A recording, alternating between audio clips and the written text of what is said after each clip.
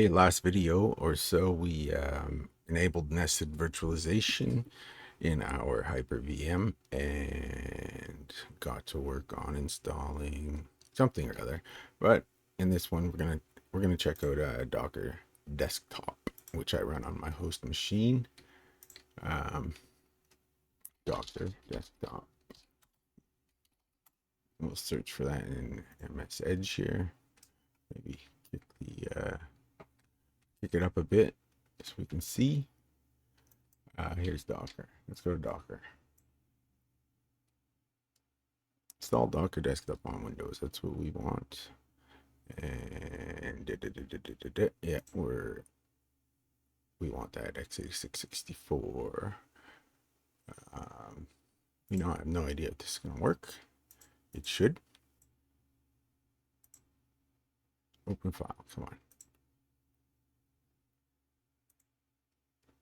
I think it already is. It's doing as it promised. Open when complete. Yep. So let's click yes on that. Allowing administrative install. Initializing verifying package. Use WSL2 instead of Hyper-V recommended. Add shortcut to desktop. Why not? Shortcut to desktop.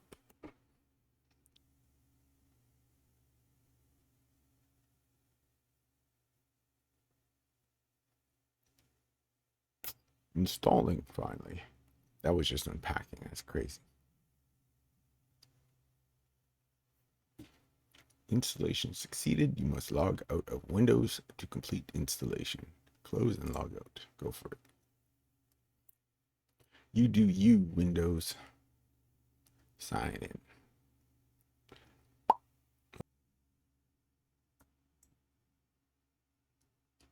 Starting the Docker engine. Docker engine is the underlying technology that runs containers.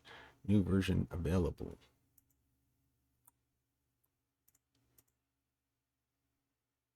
We're not gonna do that right now. We're gonna let it start. All right, we'll demonstrate let's demonstrate what a container is, I guess. Maybe if we can do that quickly. View more in the Learning Center. How do I run a container? I know I want to be able to explain it though. Get the sample application. Welcome to Docker. No, don't restore. Welcome to Docker. All right. We probably don't have Git installed. Maybe we do, maybe we don't. I'm going to open the Ubuntu terminal down here. I thought we installed updates yesterday. Anyhow, I like working in a directory called development. So we're going to do that. And then I'm going to see if I do get clone. Let's get the URL from here. Go ahead and use that HTTPS. Copy. There we go. CD, welcome to Docker. What does the README say here? This is a repo for new users getting started with Docker. What did I click? You can try it out using the following command. So we're going to do that. And we're going to have a look at the Dockerfile to see what it does exactly. Go ahead and put that up here and put this down here and see it in action.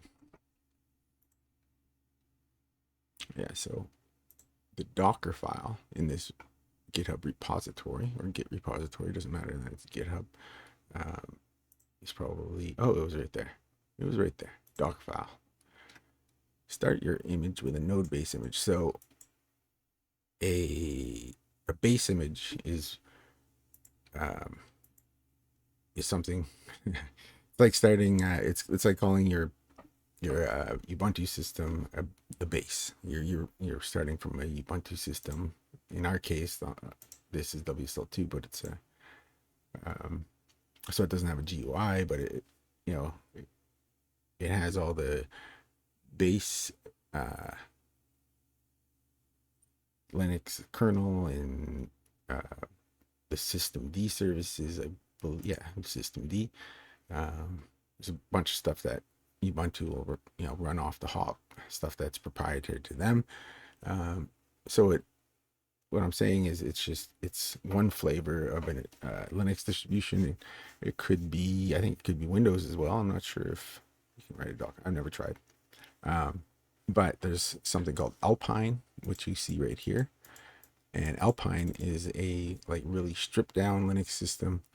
It has bare minimum to run a Linux environment, I guess you could say. And you build on top that base by usually installing a bit of software, like say in this case, it looks like it's going to be Node. Oh, we're starting from Node actually. So we're starting from a distribution of Alpine, which is again stripped down, but someone has installed Node.js version 18 on it and packaged it up, sent it up to Docker Hub as an image that anyone could use or build upon. You don't have to build upon it. You can just use it if you want to just run some node commands or something. But again, you won't have access to like a web server or nothing. That's the whole point of running a container of your app somewhere out in the cloud. Very small footprint, not a lot of megabytes happening, not a lot of memory, not a lot of CPU. So bare minimum. All right, so from that base image, from Node 18 Alpine, it sets the working directory. This doesn't actually do anything, like it doesn't copy any files, doesn't download anything, whatever. It's just setting, it's like setting your current working directory in a Linux terminal. And then from there, it's a copy instruction. And if we look at our directory listing, you'll notice it has a package.json and a package-lock.json. So this copy package star.json into the current directory, what it's doing is copying from your system, your host system, this one, these two files, and it's placing them in the current, the workdir / app within the container, within the system, within the system container, whatever you're building. And then from there, as you can see, it's copying source, copying public, and then it's running a command, npm install, which will get all the node modules. This is a global install of serve, which is a small HTTP server for development. Well, maybe it's for production. I have no idea. npm run build builds the app. So yeah, we're going to serve the static files. It builds it into a static version, and then it's removing node modules after it's built, so it doesn't need them anymore to actually run the application. We're not gonna, the container's not meant to rebuild the application over and over. It's just meant to run it. And then it's going to expose port 3000 for us to connect to. And when we start up a container, it's going to, the initial command it runs when it boots up will be serve -s build. Build is the directory that this is all going to spit into, basically. Not basically, exactly. So let's try that Docker run command though. I hope I explained that well. Copy and paste. I'm in the welcome to Docker repository. Docker's supposedly running. So it's trying to find that base image. It didn't find it locally. So it went out to Docker Hub to find it, found it, pulled down bits and pieces until it has the whole thing. Now it wants to, that was a request for the network. Docker also builds a network so you can link your containers together. You can communicate with them in a safe way and a way that actually mimics an environment out in the cloud, like a Kubernetes, or Kubernetes. I don't know how you say it, but that's like the enterprise cloud software that you would deploy something like this to, the Docker container. So yeah, we just ran that Oh, actually, we didn't build shit. We just ran the image that was already built and uploaded. We don't want that. So down here, I don't know if you guys saw this pop up. I certainly missed it, but our container is running right here. Logs, logs, logs, logs. You can inspect it for all kinds of stuff, but like the network will be down here, for instance, to get the IP and yada, yada, yada. Go ahead and play around, look around, Google it, everything. I don't want to do any of that right now. Files. Cool. See into this is I got a little more advanced since I've last looked at it, but we're gonna go ahead and stop it. Why not? You can run it again. See, stop, run, stop, run. We're gonna go ahead and actually I'm gonna click it. Congratulations, you ran your first container, but we didn't build it. We downloaded it from the internet. After all that build up, we didn't do it. We didn't do it the way I intended. So let's try it out down here. First we'll stop this one. I'm not gonna delete it. I'm just gonna leave it here so you can see that it's not running, but it's still sitting there. Small footprint, and they are ephemeral, I believe it is. How do you explain ephemeral? Lasting for a very short time. Yeah, they're meant to just kind of run a process and skedaddle. That short amount of time, maybe a few days before they get, like garbage collected for whatever reason, or shifted because Kubernetes or whatever orchestrator decided that well, that particular instance isn't needed anymore. I don't know, but in a Kubernetes environment, it's going to be running at minimum like 3 of your apps in a container.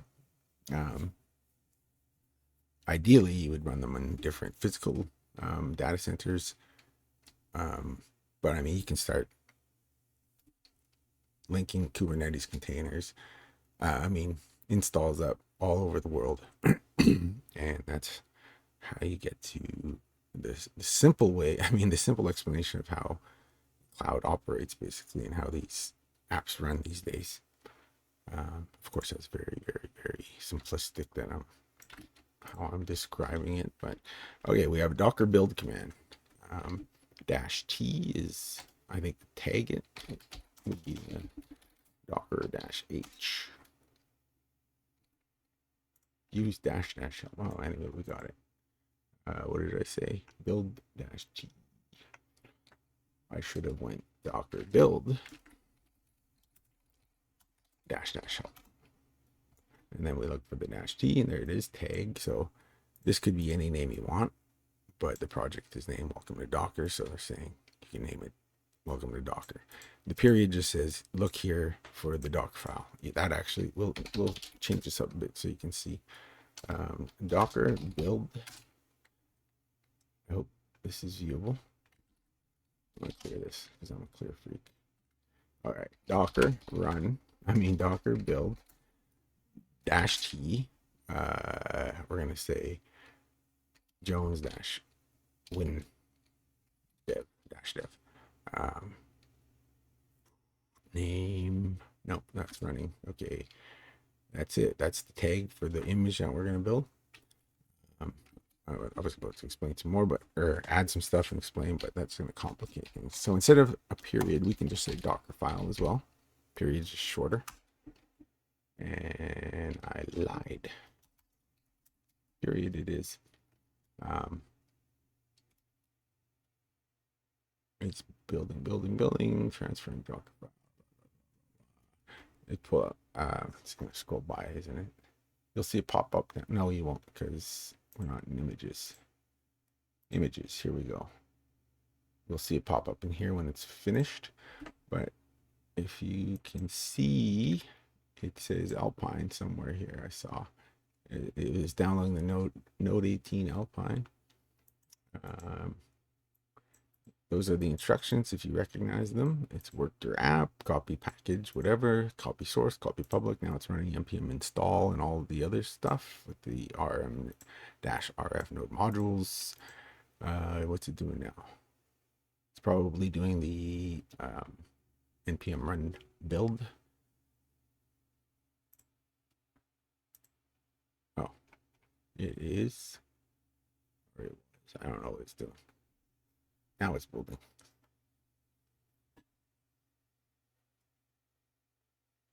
Some warning stuff in there. This is kind of stuff.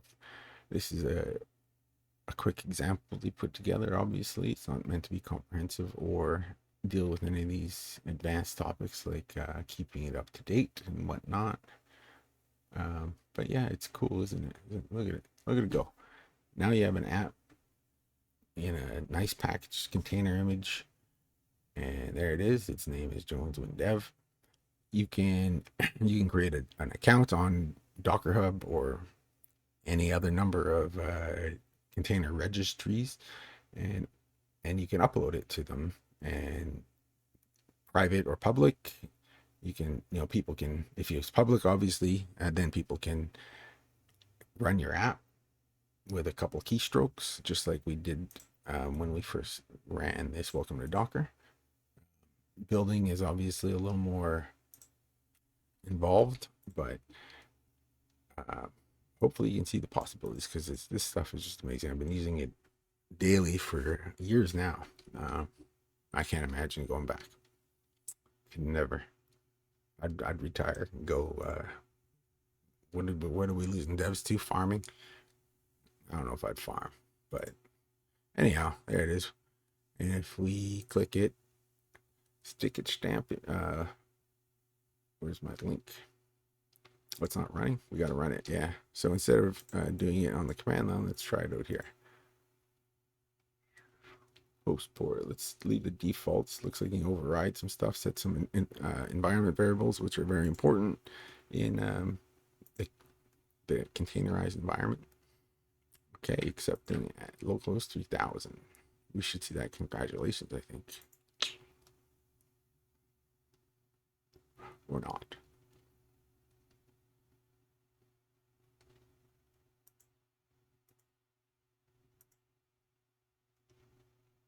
Let's see. We go to, what was it, /app. There's build. There's an index on HTML that should be being served. CSS, JS. So this was all built when I did the npm run build. Why can't we access it?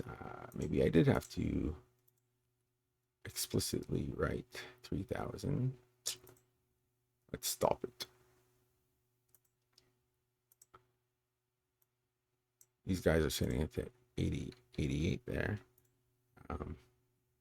We're gonna try run again. I was hoping it would ask, but it didn't ask before, did it? I was clicking in here somewhere. Logs.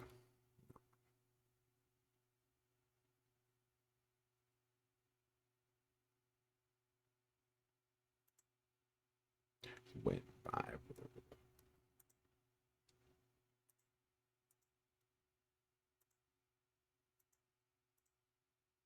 There, run. You can name the container from. If not, it names it for you by taking like random name on this side, random name on this side, sticking them together with a underscore, I believe. But underscore bar. Ports. Let's try 8000. We don't need any we don't need to bind any paths between our host system or this VM and the Docker container. That's what this is all about, kind of. It's a little more complicated with volumes, but anyhow, that should be good. Let's try it again. 8000. Accepting connections on 3000 inside the container. These logs are from within the container, where its localhost is its own localhost. But so we have access from our localhost on port 8000 to their localhost or its localhost 3000, if that makes sense. It's like a whole nother computer running somewhere else, a server. Um, just think of it that way, I guess, because that's essentially what it is. But yeah, we built and ran the exact same thing with this that we did in this first command here. But instead of pulling the image from the internet, we built it ourselves right on our beautiful little Windows Hyper-V. All right, hope that's clear. It definitely went on a lot longer than I was expecting, and I'm gonna have to edit now, and we'll see how it goes. I'd like to hear from you.